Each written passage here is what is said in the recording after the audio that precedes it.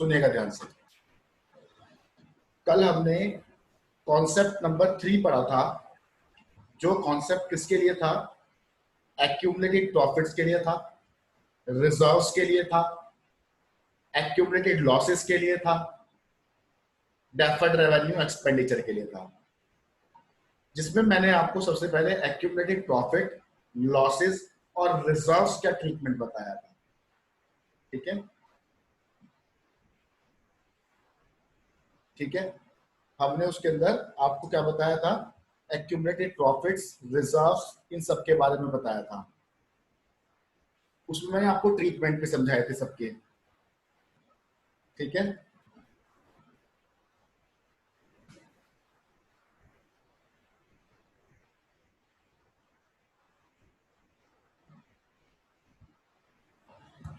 ठीक है।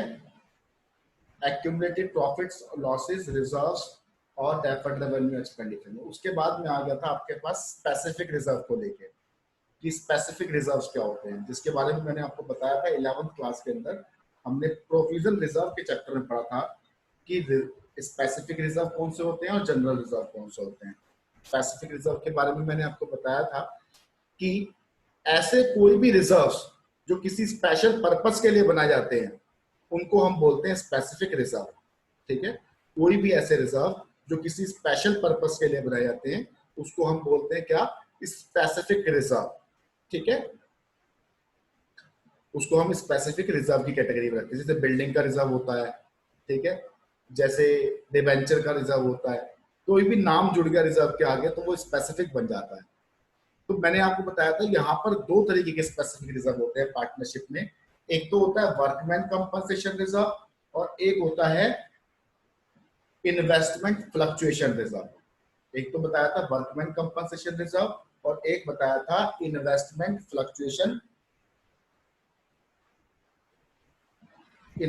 Fluctuation reserve. ठीक है, ये मैंने आपको बताया थे। कल मैं आपको वर्कमैन कंपनसेशन रिजर्व के बारे में पढ़ा रहा था। वर्कमैन कंपनसेशन रिजर्व के अंदर मैंने आपको 2-3 ट्रीटमेंट बता भी दिए थे। ठीक है, सुनिए। पहला वर्कमैन कंपनसेशन रिजर्व, इसके बारे में हम कल पढ़ रहे हैं।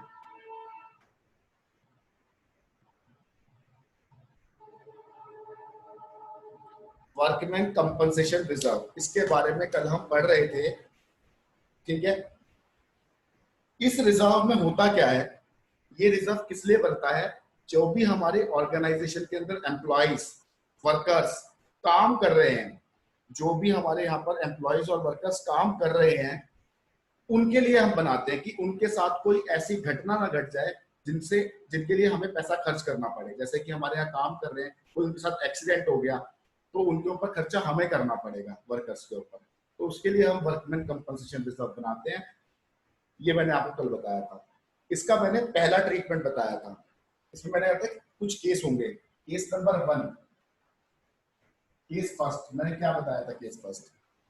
केस फर्स्ट बताया था, एग्जाम्पल लेके बताया था, when there is no claim, when there is no claim। पहला मैंने बताया था when there is no claim। ठीक है, कि कोई क्लेम नहीं है। इसका मतलब क्या है? इसका मतलब है कि सपोज दैट आपका जो वर्कमैन कंपनसेशन रिजर्व है तो वो कितने का है? मान लीजिए 20,000 का है। कितने का है? 20,000 का। और इसका जो क्लेम है, क्लेम कितने का है? 0। मतलब आपने रिजर्व बना रखा था कितने का? 20,000 का। आपको लगता था कि अगर हमारे एम्प्लॉय के साथ कोई घटना घटित हो गई तो हम उनके ऊपर ये 20,000 रुपए खर्च कर देंगे। लेकिन जिस दिन आपने अपना प्रॉफिट शेयरिंग रेशियो चेंज करा, जिस दिन आपने रिकॉन्स्टिट्यूशन करा, उस दिन आपके ऊपर कोई क्लेम नहीं आया। मतलब आपके वर्कर्स को कोई चोट, कोई एक्सीडेंट, कोई अनफोर्सिन घटना नहीं हुई। तो अब आप इस रिजर्व का क्या करें? तब मैंने आपको बताया था आप इस रिजर्व को अपने पार्टनर्स को क्या कर दीजिए? डिस्ट्रीब्यूट कर दीजिए। क्या कर दीजिए? डिस्ट्रीब्यूट। क्योंकि अब ये रिजर्व क्या हो गया? फ्री हो गया, क्योंकि इसके ऊपर कोई क्लेम नहीं है। तो उसके लिए एंट्री मैंने आपको बताई थी क्या? Workman compensation reserve account debit to partners capital या फिर करंट अकाउंट। ठीक है। B WCR distributed to partners. कौन से रेशियो में? ओल्ड रेशियो में। कौन से रेशियो में? ओल्ड रेशियो में। ठीक है।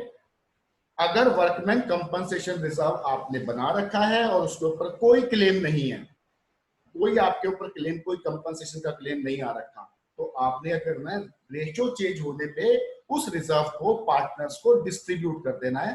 किस रेशियो में? ओल्ड रेशियो में। अगर आप रिजर्व पार्टनर्स को डिस्ट्रीब्यूट करोगे तो पार्टनर्स की कैपिटल उससे इंक्रीज होगी, और जब भी पार्टनर्स की कैपिटल इंक्रीज होती है तो वो क्या होती है? क्रेडिट होती है। ठीक है। बात समझ में आ गई बेटा?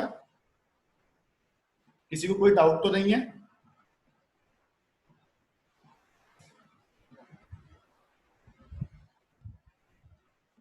किसी को कोई डाउट? No sir. ठीक है। फिर आइए second, when there is a claim. When there is a claim, यहां पर हमारी क्लास हो गई थी कल को खत्म। ठीक है। यहां पर हमारी क्लास कल को क्या हो गई थी? खत्म हो गई थी। सुनेगा ध्यान से। इस क्लेम का मतलब क्या है? इस क्लेम का मतलब क्या है? ध्यान से सुनिएगा। सपोज इसमें भी 3 सिचुएशन बनती हैं। पहली सिचुएशन की बात करते हैं। Situation number 1, claim is less than workman compensation reserve. Claim is less than workman compensation reserve. इसका मतलब क्या है कि क्लेम तो है आपका कम और वर्कमैन कंपनसेशन रिजर्व क्या है? ज्यादा। क्लेम तो है कम और रिजर्व है ज्यादा। एग्जांपल बताता हूं आपको। वर्कमैन कंपनसेशन रिजर्व मैंने फिर से लिया कितने का? 20,000 का। कितने का लिया? 20,000 का। क्लेम आया कितने का? 10,000। क्लेम कितने का आया? 10,000 का। तो अब मुझे बताओ, वर्कमैन कंपनसेशन रिजर्व ज्यादा है या क्लेम ज्यादा है? Workman compensation reserve. तो यही वाली कंडीशन में बोल रहा हूं आपको कि क्लेम कम है। क्लेम तो आया, पर वो क्लेम किससे कम है? रिजर्व से कम है। किससे कम है? रिजर्व से। तो अब मेरे को बताओ कि वर्कमैन कंपनसेशन रिजर्व में से क्लेम कितना जाएगा? 10,000 जाएगा। और जो रिमेनिंग 10,000 बच गया वो क्या हो गया? मेरा फ्री रिजर्व। क्या हो गया? Free reserve. 10,000 का तो मुझे वर्कर्स को क्लेम देना है, और बचा हुआ जो 10,000 है वो मेरा क्या हो गया? फ्री रिजर्व हो गया। क्या हो गया? Free reserve. तो वो जो फ्री है वो किसको डिस्ट्रीब्यूट हो जाएगा? जो फ्री रिजर्व होगा वो किसको डिस्ट्रीब्यूट हो जाएगा? पार्टनर। तो उसकी एंट्री क्या बनती है? Workman compensation reserve account debit. Workman compensation reserve तो 20 का ही है, वो तो डेबिट कितने से होगा? 20 से। 2, provision for workman compensation claim. कितने का क्लेम है? 10,000 का। और बाकी कितना बचा? 10,000 वो पार्टनर्स को डिस्ट्रीब्यूट हो जाएगा। तो पार्टनर्स कैपिटल और करंट अकाउंट 10,000 कौन से रेशियो में डिस्ट्रीब्यूट होगा? ओल्ड रेशियो में। ठीक है। समझ में आ गई बात? कोई doubt?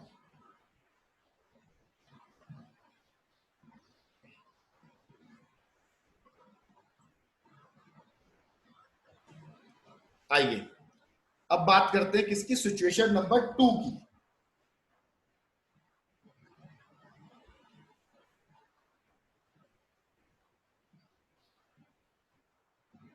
Claim is equal to workman compensation reserve. जो क्लेम आया है वो किसके बराबर है? वर्कमैन कंपनसेशन रिजर्व के बराबर है। आपने रिजर्व बना रखा है कितने का? 20,000 का। क्लेम कितने का आया? 20,000 का। तो रिजर्व अब किसके बराबर में हो गया? क्लेम के बिल्कुल इक्वल हो गया। अब मुझे बताओ फ्री रिजर्व कितना है? 0। सारा का सारा एंट्री क्या पड़ेगी? Workman compensation reserve account debit To provision for claim. To provision for workman compensation claim. अच्छा, आप में से मुझे कोई बच्चा ये बता सकता है, ये जो क्लेम होता है ये हमारे लिए एसेट है या लायबिलिटी है? Liability. लायबिलिटी, क्योंकि हमें किसको पे करना है? वर्कर्स को पे करना है। किसको पे करना है? वर्कर्स को। ठीक है, तो ये हमारे लिए क्या है? लायबिलिटी है। क्या है? लायबिलिटी है। सिचुएशन नंबर 2 क्लियर है? हाँ जी सर।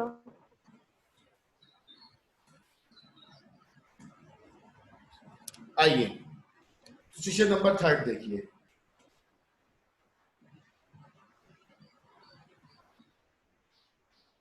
थर्ड वाली तो आप ही बता दीजिए मुझे क्या होगी। When claim is more than workman compensation. बिल्कुल ठीक, claim is higher than workman compensation reserve. Claim क्या है? ज्यादा है वर्कमैन कंपनसेशन रिजर्व से। हमने workman compensation reserve suppose that कितने का बना रखा है? 20 का। क्लेम कितने का आ गया? 30,000 का। तो ऐसा तो नहीं है ना कि अगर क्लेम 30,000 का आ गया तो आप ये कहेंगे कि हमारे पास तो भैया 20,000 का रिजर्व है, हम तो बस 20,000 पे करेंगे, 10,000 रुपए अपने आप से देख लो। ऐसा तो नहीं है ना, वर्कर्स का सारा No. फंड हमें ही पे करना पड़ेगा। तो हमारे ऊपर 10 रुपए का एक्स्ट्रा खर्चा आ गया, जितना हम सोच के चले थे। जैसे शादी के लिए बंदे ने सोचा 10 लाख रुपए खर्च हो गए, लेकिन कितने खर्च हो गए? 15 लाख खर्च हो गए। तो खर्चा तो हमें ही करना पड़ेगा ना 5 लाख का भी। कोई बाहर से थोड़ी ना कोई बंदा करेगा, खर्चा तो हमें ही करना पड़ेगा ना। हाँ, तो ये वही सिचुएशन है। ठीक है, तो तो इस केस में हाँ जी बोलो। पार्टनर डेबिट हो जाएंगे 10,000 से। नहीं नहीं, इसके लिए मैं आपको बता रहा हूँ क्या होता है। वर्कमैन कंपनसेशन रिजर्व तो डेबिट हुआ कितने से? 20 से ही होगा, क्योंकि 20 का ही है। और क्लेम कितने का है? 30,000 का। अब आप देख लो डेबिट में 10,000 की कमी आ रही है।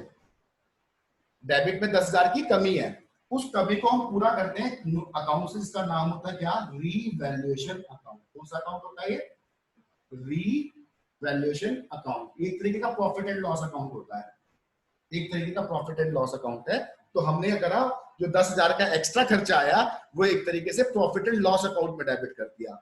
लेकिन यहाँ पर प्रॉफिट एंड लॉस अकाउंट का नाम यहाँ पर क्या रखते हैं? ये रीवैल्यूएशन अकाउंट। कौन सा अकाउंट होता है? Revaluation account. ये एंट्री समझ में आ रही है? Yes sir. कि वर्कमैन कंपनसेशन रिजर्व तो हमारा 20,000 का था, क्लेम आ गया 30,000 का, तो 10,000 रुपए हमारे पर एक्स्ट्रा बर्डन हो गया खर्चे का। तो खर्चा क्या होता है? प्रॉफिट एंड लॉस जाता है। यहाँ पर प्रॉफिट एंड लॉस का नाम क्या है? रीवैल्यूएशन। अच्छा, ये जो खर्चा हुआ है इससे हमारा प्रॉफिट बढ़ रहा है या घट रहा है? घट रहा है। घट रहा है। अब क्या करोगे? ये जो हमें एक तरीके का एक्स्ट्रा खर्चे का बर्डन आया है हमारे ऊपर, उसको हम क्या करेंगे? पार्टनर्स को डिस्ट्रीब्यूट कर देंगे। उसके लिए हम एंट्री करेंगे partners capital oblique current account debit to revaluation account 10,000। ये जो लॉस हुआ है 10,000 का एक्स्ट्रा वाला, ये हम किसको डिस्ट्रीब्यूट कर देंगे?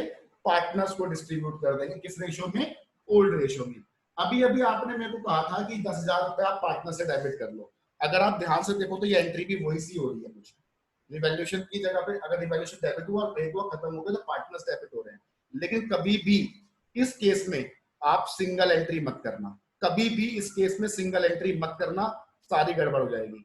रिवैल्यूएशन अकाउंट आपको डेबिट करके दिखाना ही पड़ेगा, उसके बाद ही आप पार्टनर्स को इस रिवैल्यूएशन अकाउंट का लॉस दोगे। आप डायरेक्टली यहां पर पार्टनर्स को डेबिट कभी मत करना। क्लियर है? हाँ जी सर। ठीक है, एंट्री क्या हो गई? वर्कमैन कंपनसेशन रिजर्व था 20,000 का, क्लेम आया 30,000 का, तो हमें 10,000 का क्या हो रहा है? लॉस हो रहा है। 10,000 का, 10,000 का क्या हो रहा है? लॉस। उस लॉस को डेबिट कहां करेंगे? रीवैल्यूएशन अकाउंट में डेबिट करेंगे। रिवैल्यूएशन अकाउंट का एक तरीका नेचर क्या है? प्रॉफिट एंड लॉस वाला नेचर है। और फिर इस लॉस को हम किसको बांट देंगे? 10,000 के लॉस को पार्टनर्स को बांट देंगे। किस रेशियो में? ओल्ड रेशियो में। आपको मेरी बातें समझ में आ गई? वर्कमैन कंपनसेशन रिजर्व समझ में आ गया सबको? आ गया। Yes, sir. आइए जरा दूसरे वाले पे आइए। ये सारे नोट्स आपके बने हुए हैं, अगर आपने उसमें से नोट करें तो।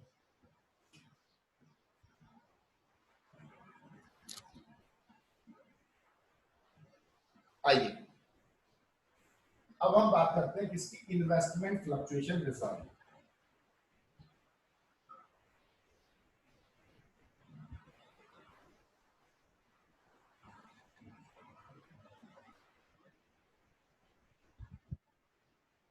इनके जो अकाउंटिंग ट्रीटमेंट आप इस वाले चैप्टर में सीख रहे हो, ये वर्कमैन कंपनसेशन रिजर्व का सीखा, अब इन्वेस्टमेंट फ्लक्चुएशन रिजर्व का सीखोगे। ये सारे के सारे अगले चैप्टर में भी सेम है, उससे अगले चैप्टर में भी सेम है, मतलब दोबारा हमें पढ़ाने की जरूरत नहीं पड़ती।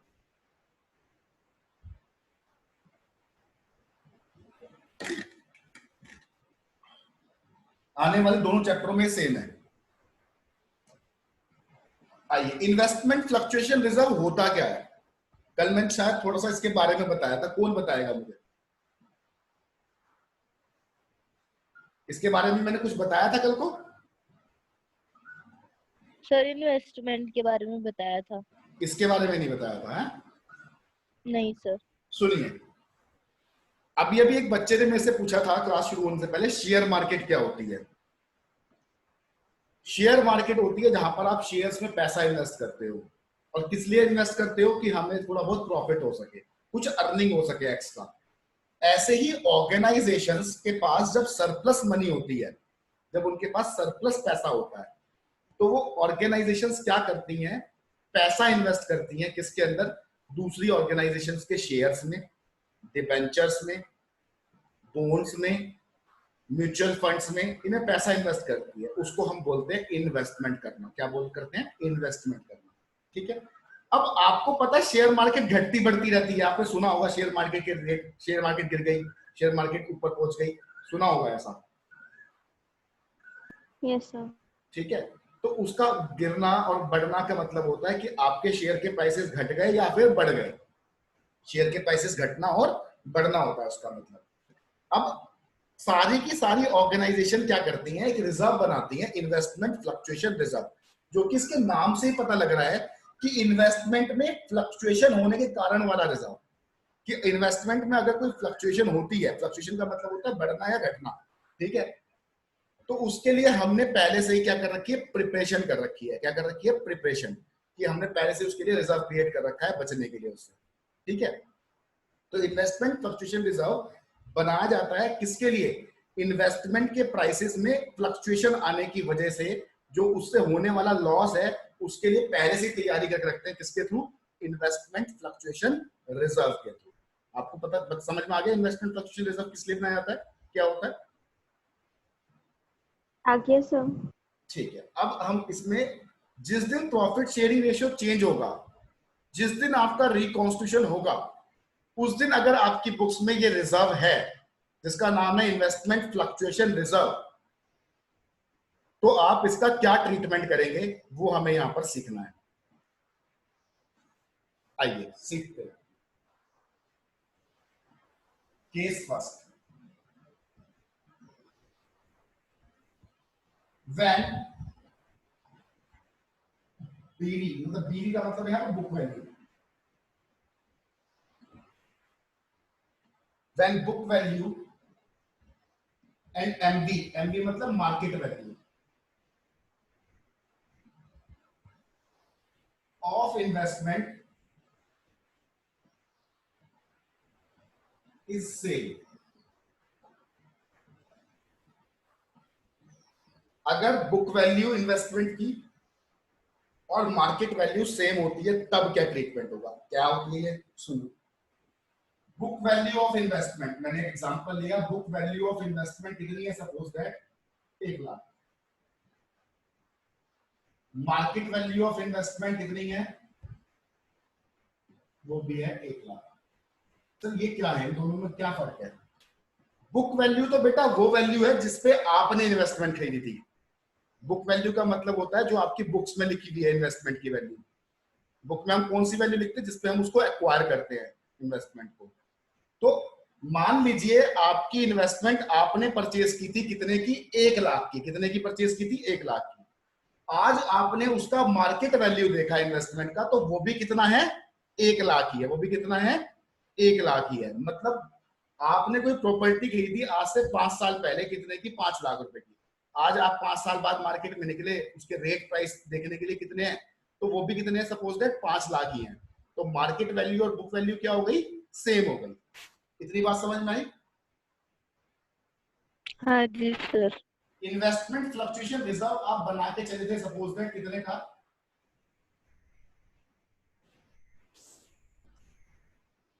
10,000 का। सपोज दैट कितना ले लिया हमने, 10,000। ये रिजर्व आपने क्यों बनाया था?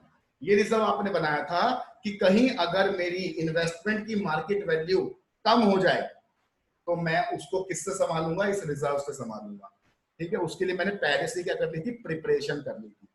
लेकिन अभी हुआ क्या सिचुएशन कि मेरी बुक वैल्यू और मार्केट वैल्यू सेम है। तो मुझे बताओ कोई लॉस है क्या? मार्केट वैल्यू और बुक वैल्यू कंपेयर करके बताओ, कोई लॉस हो रहा है? नहीं सर। ना कोई फायदा ना कोई नुकसान, ना नफा ना नुकसान। तो मेरा अभी जो रिजर्व मैंने क्रिएट किया था, इस रिजर्व का कोई फायदा नहीं है। ये क्या बन गया, फ्री रिजर्व बन गया। क्या बन गया, फ्री रिजर्व। तो इस केस अब जो भी फ्री रिजर्व होता है वो रिकॉन्स्टिट्यूशन के टाइम पे किसको मिल जाता है, पार्टनर्स को। पार्टनर्स, कैपिटल या फिर करंट अकाउंट। 10,000 का 10,000 इन्हीं को मिल जाएगा। किस रेशो में,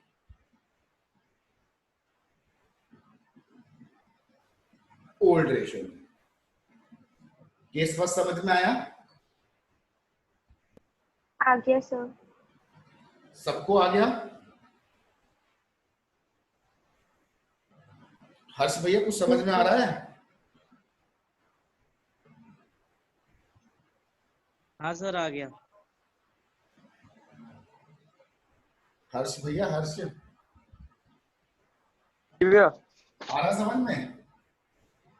हाँ आ रहा है। हाँ, कल की क्लास नहीं देखी ना, वेरी गुड। तुम्हारे पास टाइम नहीं है बिल्कुल। चलो केस सेकंड, केस सेकंड लेते हैं।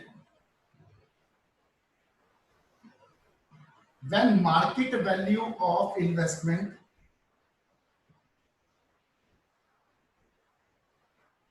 is less than book value of investment, when market value of investment is less than book value of investment, जब मार्केट वैल्यू इन्वेस्टमेंट की किससे कम हो जाए, बुक वैल्यू से कम हो जाए, तो उस केस में आप क्या एंट्री पास करेंगे, किस तरीके से सिचुएशंस को हैंडल करेंगे। अब इसमें बनती है situation, situation number 1।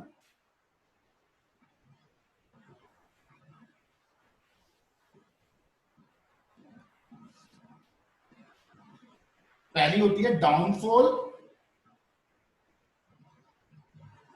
in the investment is less than investment fluctuation reserve। तो क्या मतलब है इसका, इन्वेस्टमेंट में डाउनफॉल किससे कम, IFR से कम। डाउनफॉल, ये सिचुएशन है। अभी डाउनफॉल क्या होता है उसको भी समझना पड़ेगा, एग्जांपल से समझाता हूं, सुनो।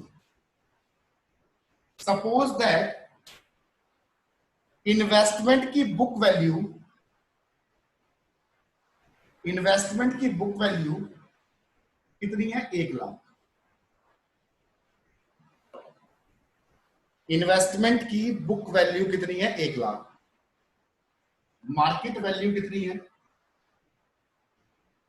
95,000। कितनी है, 95,000। अब मुझे बताओ हमें इन्वेस्टमेंट पे कितना लॉस हो रहा है,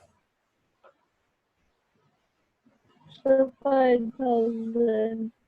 5,000 का। मतलब डाउनफॉल कितने का है,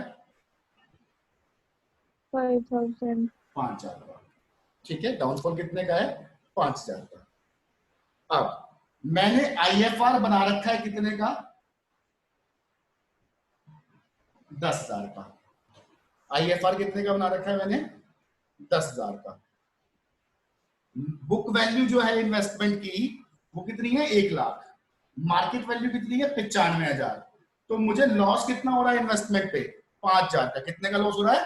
5,000 का। मतलब डाउनफॉल कितने का है? 5,000 का। और मैंने IFR कितना बना रखा है?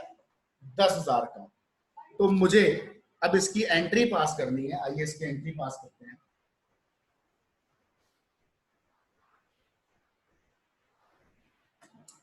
सुनिए, इन्वेस्टमेंट फ्लक्चुएशन रिजर्व तो हमेशा क्या करेंगे? हम डेबिट करेंगे। कितने का है वो? 10,000 का। ठीक है। डाउनफॉल कितने का आया था इन्वेस्टमेंट में? इन्वेस्टमेंट अगर जो इन्वेस्टमेंट कम होगी तो इन्वेस्टमेंट डेबिट होगी या क्रेडिट होगी? ये बताओ। हाँ जी, आवाज ही नहीं आई। बोलो, किसी बच्चे ने बोलो कुछ। देखो सुनो, कोई बात नहीं। इन्वेस्टमेंट में होती एसेट होती है हमारी इन्वेस्टमेंट। ठीक है। इन्वेस्टमेंट अगर इंक्रीज होती है तो डेबिट होती है और डिक्रीज होती है तो क्रेडिट होती है एसेट की फॉर्म में। ठीक है। तो इन्वेस्टमेंट यहाँ पर डिक्रीज हो रही है कितने से? 5,000 से। तो इन्वेस्टमेंट को क्या करना पड़ेगा? हमें क्रेडिट करना पड़ेगा। अब मुझे एक चीज बताओ, आपका IFR 10,000 का था, आपकी इन्वेस्टमेंट में डाउनफॉल आया कितने का? 5,000 का।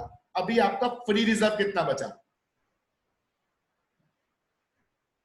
रिजर्व कितना फ्री बचा? 5,000 5,000। उसको आप क्या करोगे? किसको बांट दोगे? पार्टनर्स को। पार्टनर्स को। कौन से रेशियो में बांटोगे? Old ratio. ठीक है, सब कुछ ओल्ड रेशियो में ही चल रहा है। क्लियर हो गई बात कि हमारी सर एक बार और बता दीजिए। इन्वेस्टमेंट की मार्केट वैल्यू जो थी वो बुक वैल्यू से कम थी, तो उसमें सिचुएशन क्रिएट करी गई। पहली सिचुएशन क्या क्रिएट करी गई कि ये सिचुएशन हो सकती है। ये परम्यूटेशन और कॉम्बिनेशन आपने पढ़ा होगा मैथमेटिक्स में। जिन बच्चों के पास मैथ्स है उनको पता होगा परम्यूटेशन कॉम्बिनेशन क्या होता है। तो एक तरीके की परम्यूटेशन और कॉम्बिनेशन बना रहे हैं कि ऐसी ऐसी सिचुएशन हो सकती है, सामने क्या क्या सिचुएशन आ सकती है। तो हमने क्या पहला कॉम्बिनेशन लिया कि मैंने लिया कि जो IFR मैंने बनाया है वो कितना बनाया है? 10,000 का। और मेरी मार्केट की इन्वेस्टमेंट की जो मार्केट वैल्यू है वो डिक्रीज हुई है कितने से? सिर्फ 5,000 से। कितने से डिक्रीज हुई है? 5,000 से। ठीक है। उसके लिए मैंने एग्जांपल क्या लिया था कि इन्वेस्टमेंट की बुक वैल्यू तो थी 1 लाख, मार्केट वैल्यू थी 95,000। तो मुझे लॉस कितना हुआ था इन्वेस्टमेंट पे? 5,000 का। और मैंने IFR कितना बना रखा था? 10,000 का। तो मेरा IFR लॉस से ज्यादा था।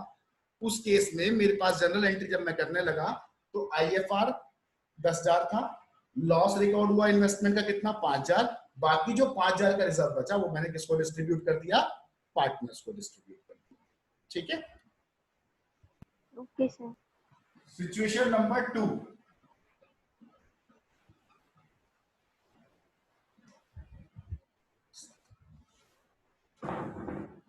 सिचुएशन नंबर 2 क्या आती है?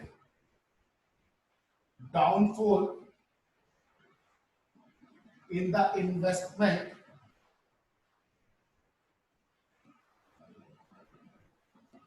is equal to investment fluctuation reserve. कि जो इन्वेस्टमेंट में डाउनफॉल हुआ है, मतलब जो लॉस हुआ है, वो किसके बराबर हुआ है? इन्वेस्टमेंट फ्लक्चुएशन रिजर्व के बराबर हुआ है। तो मैं एग्जांपल लेता हूं।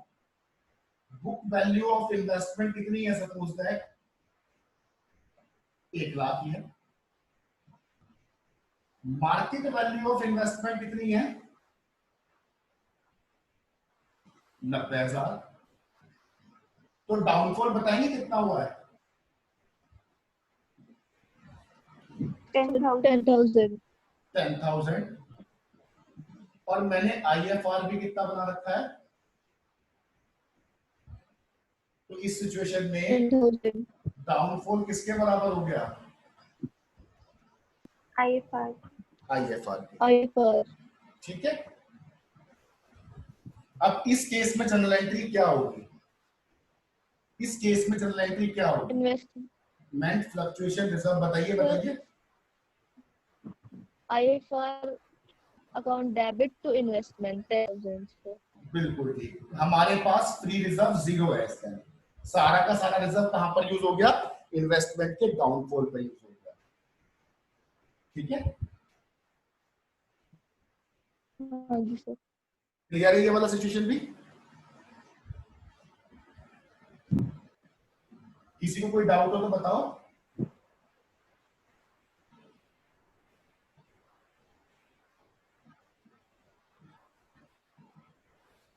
आइए सिचुएशन नंबर 3 पे चलते हैं। डाउनफॉल इन द इन्वेस्टमेंट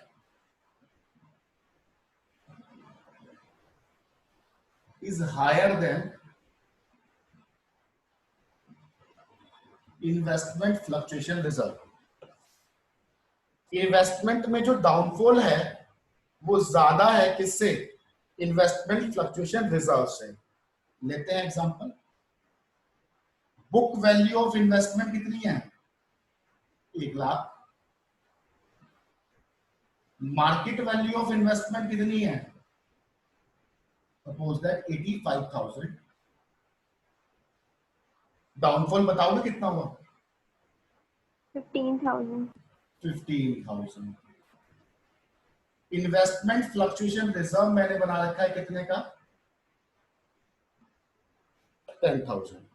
तो सिचुएशन क्या आ गई, डाउनफॉल ज्यादा है किससे, इन्वेस्टमेंट फ्लक्चुएशन रिजर्व से। ठीक है, तो इस केस में जनरल एंट्री क्या होगी इसके बारे में चिंता।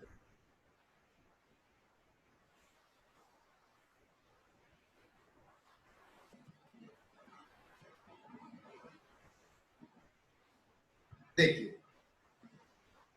इस केस में जनरल एंट्री क्या होगी, आईएफआर तो मैंने आपको बता रखा है क्या होगा हमेशा, डेबिट। कितने का है, 10,000 का। और इन्वेस्टमेंट की मार्केट वैल्यू कितने से डाउन हुई है,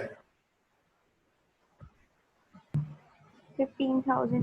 अब आप देख रहे हो इनमें कितने का गैप आ रहा है डेबिट क्रेडिट में, 5,000। उसको हम डेबिट किससे करेंगे, हमारा एक्स्ट्रा लॉस हो गया, रीवैल्यूएशन अकाउंट, एक तरीके का प्रॉफिट एंड लॉस अकाउंट है, 5,000। ठीक है, 5,000 से किसको डेबिट करा, रीवैल्यूएशन को, एक तरीके से लॉस हो गया एक्स्ट्रा 5,000 का। और ये लॉस किसको बढ़ जाएगा, partner. Partners capital of the current account debit to revaluation. कौन से रेशियो में घटेगा, ओल्ड रेशियो। तीनों सिचुएशन समझ में आ गई, आ गई सर। Yes sir.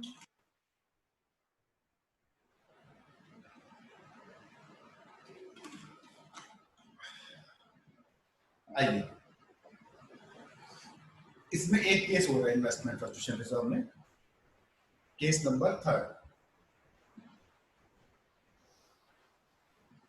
इसके बाद ये कॉन्सेप्ट खत्म हो जाएगा। केस नंबर 3 क्या है,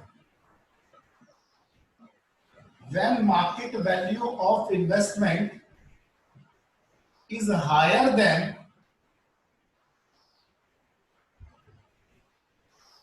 book value of investment।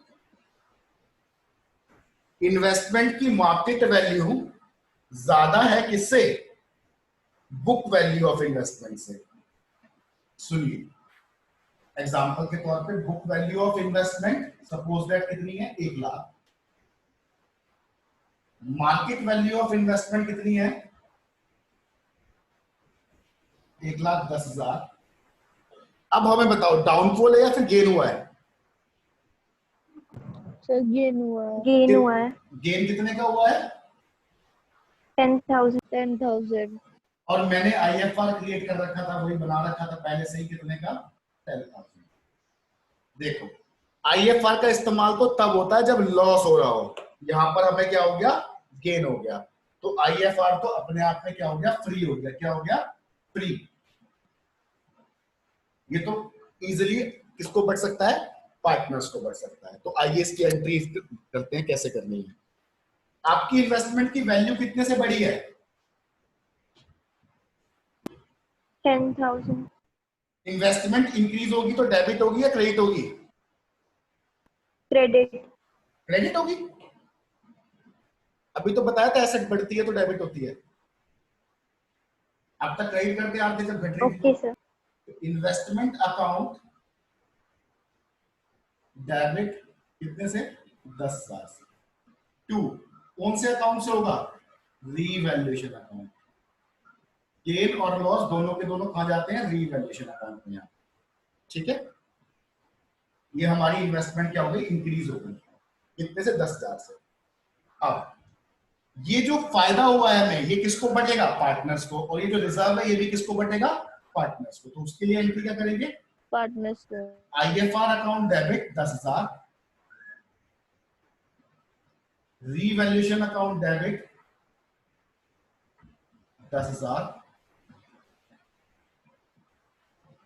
To partners capital या करंट अकाउंट 20,000। कौन से रेशियो में? ओल्ड रेशियो में। कुछ बच्चे इस एंट्री को 2 बार करते हैं। पहले करते हैं IFR टू पार्टनर्स, फिर करते हैं रिवैल्यूएशन टू पार्टनर्स। वो भी बिल्कुल ठीक होती है। सुनो एक बार ये वाला केस दोबारा सुन लीजिए, थोड़ा सा अलग है।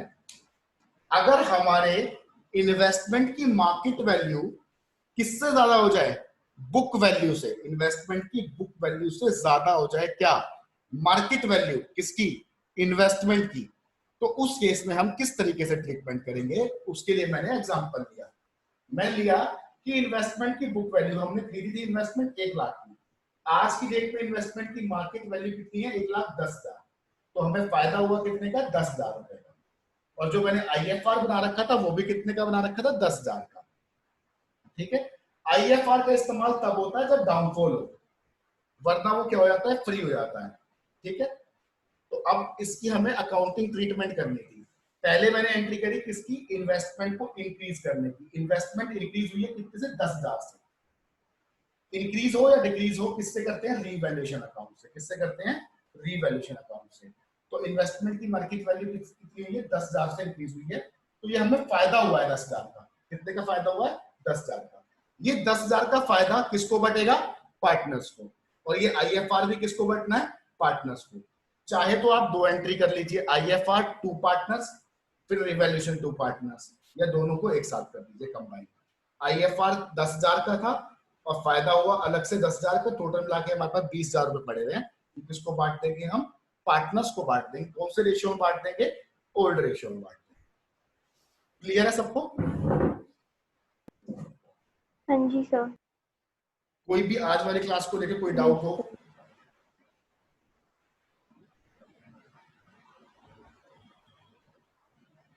ये आपका कॉन्सेप्ट नंबर 3 खत्म हो गया। अब हमें इसके क्वेश्चन करने हैं। ठीक है, कल हम करेंगे इसके क्वेश्चंस। आपको ये सारा का सारा कॉन्सेप्ट नंबर 3 पढ़ के रखना है, तभी कल क्वेश्चन कर पाएंगे। जो कल पढ़ाया था और जो आज पढ़ाया, दोनों को तरीके से अच्छे से पढ़ लेना, फिर कल हम इससे क्या करेंगे? क्वेश्चंस करेंगे। ठीक है? ठीक है सर. Okay sir.